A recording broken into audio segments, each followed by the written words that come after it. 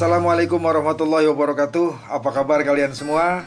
Mudah-mudahan kalian selalu dalam kondisi sehat-sehat, baik-baik, dan selalu dalam kesuksesan, serta selalu berbahagia dan bisa membahagiakan orang lain dan membahagiakan orang-orang yang kalian cintai. Masih bersama saya, Hero Presto, di Pengembara Channel Hola Amigo, yang tentunya akan membahas tuntas, menguak kerak, membongkar akar, membedah denah, dan mencukil kutil sisi-sisi kehidupan di Spanyol dan Eropa pastinya. Amigo semuanya, terima kasih saya ucapkan untuk subscribe, like, share, dan komennya. Dan bagi yang belum, saya mohon subscribe, like, share, dan komennya untuk berkembangnya channel ini agar lebih maju dan lebih bisa memberikan informasi, memberikan cerita-cerita, dan berbagi sharing tentang kebaikan dan sharing yang bersifat edukatif. Baiklah amigo, dalam video kali ini saya akan menanggapi, menjawab, sekaligus menjelaskan dari pertanyaan-pertanyaan yang masuk melalui email saya.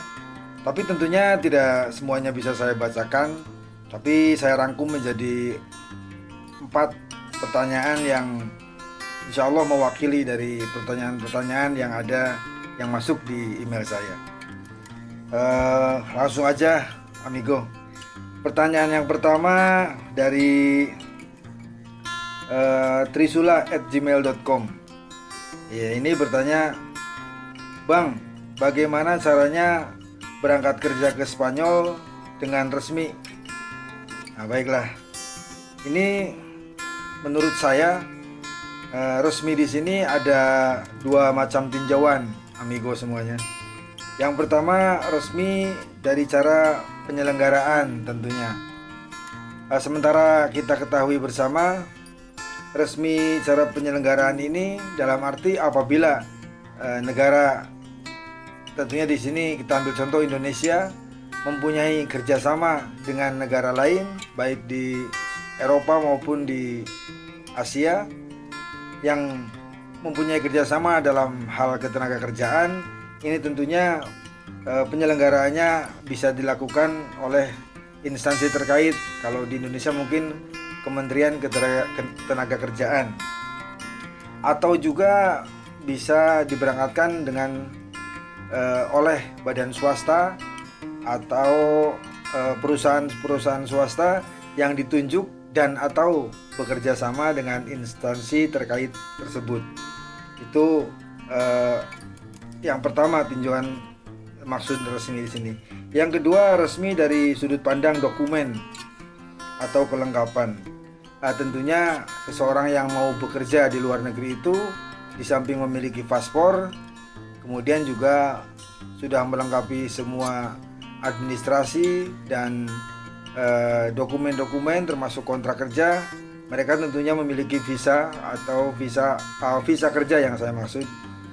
Sementara yang terjadi di Spanyol ini kebanyakan mereka berangkat menggunakan visa Schengen, yang mana visa Schengen ini terbagi hanya menjadi beberapa jenis, yaitu visa transit, visa pariwisata, kunjungan keluarga, visa budaya dan olahraga, kunjungan resmi, visa penelitian atau studi, visa alasan medis, dan visa bisnis. Jadi kalau kita rangkum dari beberapa jenis visa ini, hanya tergolong visa bisnis, visa studi, dan visa pariwisata. Jadi untuk visa kerja itu memang sangat sulit Schengen itu mengeluarkan visa kerja. Lah, kemarin saya baru nanya sama KBRI yang berada di Madrid. Sampai saat ini belum ada MOU kerjasama pemerintah Indonesia dengan Spanyol dalam hal ketenaga kerjaan. Jadi ini lagi semarak di Indonesia. Biasanya banyak broker-broker ataupun perorangan yang menjanjikan pekerjaan bagus di Eropa, khususnya Spanyol yang saya tahu, dengan berbagai dalih, antara lain dengan gaji besar, kemudian nanti visanya diganti dengan visa kerja di sini, permit menyusul, itu secara garis besar sudah jelas dari KBRI tidak ada kerjasama ketenagakerjaan. Jadi apabila ada yang seperti itu, broker-broker yang tidak bertanggung jawab, dalam tanda petik penipuan, atau sebut saja kadal buntung. Kadal ini penipu, buntung itu yang buntungi maksudnya itu. Nah ini sebut saja itu tidak ada. Lantas bagaimana cara kita bekerja ke Eropa ini agar resmi? Nah tentunya hanya ada satu cara, yaitu dengan cara calling visa. Gitu amigo. Perlu diketahui bahwasanya lagi semarak sekarang di negara kita ini ada beberapa broker-broker yang memang dalam tanda petik melakukan penipuan atau penjualan orang lah, yang mereka mengangkatkan tenaga kerja ke Eropa ini secara ilegal. Namun mereka memberikan janji-janji atau dengan modus-modus yang biasanya menggiurkan. Seperti contohnya pertama, gajinya luar biasa, gaji 28 sampai 35 juta per bulan. Terus yang kedua, visa dan permit akan disusulkan setelah orang tersebut sampai di negara tujuan atau di Spanyol. Terus yang ketiga, langsung kerja. Terus biayanya itu sekitar 70 sampai 90 juta. Gitu amigo. Lah, modus seperti itu sudah banyak sekali, dan sudah saya melakukan survei ke teman-teman di sini, memang hampir semua diperlakukan seperti itu. Mereka datang ke Spanyol ini berangkat dengan visa turis, ada yang dengan menggunakan visa transit yang hanya beberapa jam. Nah ini menjadikan suatu permasalahan amigo, dan jangan sampai amigo semuanya mengalami hal-hal seperti itu. Jadi biasanya pertama si broker itu meminta dokumen ini kepada orang yang akan berangkat ke Spanyol atau ke Eropa, minta dokumen paspor, kemudian kurikulum vitae, kemudian dokumen-dokumen yang lain, foto dan sebagainya, dan uang biasanya. Setelah itu kemudian di-apply lah itu dokumen kita. Kemudian tidak lama kemudian si broker biasanya minta uang untuk job. Lah itu uang job itu katakanlah juga job untuk apa, sedangkan di sini tidak ada yang memberikan jaminan akan mendapat kerja. Lah dari situ saja sudah jelas terlihat itu katakanlah dalam tanda petik penipuan, atau sebut saja kadal buntung amigo. Biasanya si orang tersebut itu tenaga kerja dalam dia pemberangkatan ke Spanyol ini, ada beberapa teman-teman yang diberangkatkan secara mandiri. Jadi 2 atau 3 orang atau 4 orang berangkat, sudah komplit semuanya, dari mulai dokumen visa, paspor, tiket. Nah, nanti mereka dikasih tahu nanti sampai di bandara negara Spanyol atau tujuan negara yang mereka kehendaki, akan ada yang jemput. Itu teman ada yang seperti itu. Tapi nyatanya sampai bandara tujuan Barcelona misalnya, tidak ada satu orang pun yang menjemput. Ditunggu sampai 1, 2, 3 jam tidak ada jemput. Coba bayangkan amigo, betapa kasihannya orang yang ditipu seperti itu. Ya kalau memang dia membawa perbekalan atau membawa uang yang cukup, kalau tidak mau seperti apa nasib mereka.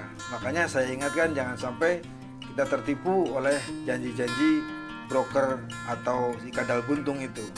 Ada pula yang mereka berangkat ke negara tujuan dengan diantar satu leader yaitu penunjuk jalan katakanlah. Si penunjuk jalan ini biasanya sudah punya relasi, sudah punya kenalan orang Indonesia yang ada di Spanyol ini. Mereka memang sudah lama berhubungan. Tetapi setelah saya tanya kepada broker yang ada di sini, katakanlah broker, padahal dia bukan broker, hanya pertemanan yang di sini sanggup memberikan pekerjaan kepada mereka. Dia sendiri pun tidak bisa menjamin akan bekerja secara langsung. Jadi sampai ke sini ditampung, ada yang 1 bulan baru kerja, ada yang nasibnya bagus seminggu sudah kerja. Dia harus mencari dulu. Dan dia mendapatkan uang dari broker yang ada di Indonesia tentunya. Itu pun dengan jumlah hanya 500 euro. Berarti sekitar 10 jutaan lah. Itu kan harga yang sangat jauh sekali dari permintaan broker Indonesia kepada karyawan yang akan berangkat itu 70 sampai 90 juta. Lah itu untuk apa uang sebanyak itu? Mereka berangkat yang menggunakan leader ini di perjalanan pun masih tetap digerogoti oleh si leader tersebut. Contohnya kadang-kadang karena dia ingin tiket dengan harga yang murah, dia mencari tiket promo. Memang tiketnya bolak-balik karena ini kan menggunakan tiket visa transit atau visa turis, sehingga harus menggunakan tiket bolak-balik. Sehingga dia mencari promo. Kadang-kadang ada yang singgah ke Qatar dulu, ada yang transit di Belanda dulu. Lah, ada yang sampai transit di Qatar atau di Belanda atau di Hong Kong dulu, kemudian si leader ini menghilang. Dia ditinggalkan di bandara transit itu. Coba bayangkan betapa kasihannya itu orang-orang yang seperti itu. Kemudian ada lagi teman-teman yang berangkat transit dengan leader, dikawal 1 leader. Lah, di perjalanan dia taruhlah transit dulu di Belanda, kemudian ke Paris. Di Paris karena dengan dalih sekaligus wisata ke Menara Eiffel, kemudian dia harus menginap di hotel. Itu dimintai lagi. Padahal pengertian si orang yang dari Indonesia mau berangkat itu 90 juta itu sudah include, semuanya sudah berada di dalam uang tersebut. Tapi nyatanya tidak. Sampai di jalan dimintai lagi uang untuk hotel, dimintai lagi uang untuk taksi, kemudian nanti ada penambahan makanan, alasannya itu ini, jadi harus makan, bayar lagi, dimintai uang lagi. Wah, itu perilaku atau perilaku dari oknum atau broker-broker yang dalam tanda kutip kadal buntung itu semoga bisa diminimalisir dengan kita juga selaku warga tahu lah. Jadi tidak usah percaya lagi dan jangan lagi-lagi menggunakan orang-orang yang seperti itu.